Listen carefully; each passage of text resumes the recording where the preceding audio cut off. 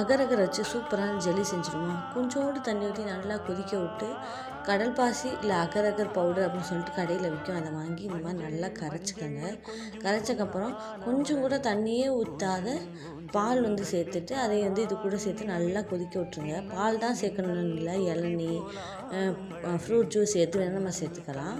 இப்போ நான் பால் சேர்த்துருக்கேன் அப்படிங்கிறதுனால அதுக்கு ஃப்ளேவர் கொடுக்குறதுக்காக ஆச்சி பாதாம் அந்த மிக்சர் ஒரு டேஸ்ட்டு ஃப்ளேவருக்காக நான் சேர்த்துக்கிட்டேன்.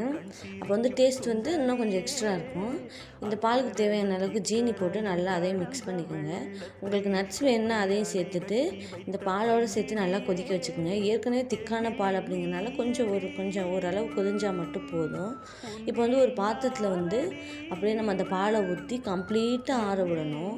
ஃபுல்லாக ஆறினக்கப்புறமா அதுக்கப்புறம் ஃப்ரிட்ஜில் எடுத்து வச்சிடணும். ஃப்ரிட்ஜில் எடுத்து வச்சு ஒரு 6லேருந்து 7 மணி நேரம் ஃப்ரீசரில் வைக்காமல் நார்மலாக வெளில வச்சுட்டு எடுத்து சாப்பிட்டோம்னா சூப்பராக ஜெல்லி ரெடி ஆயிடும். கண்டிப்பாக ட்ரை பண்ணி பாருங்கள். தொண்டைக்குள்ளே போகிறதே தெரியாது, அவ்வளோ இதமாக இருக்கும். செம்மையான ரெசிபி. ட்ரை பண்ணி பார்த்துட்டு எப்படி இருக்குன்னு கமெண்ட் பண்ணுங்கள்.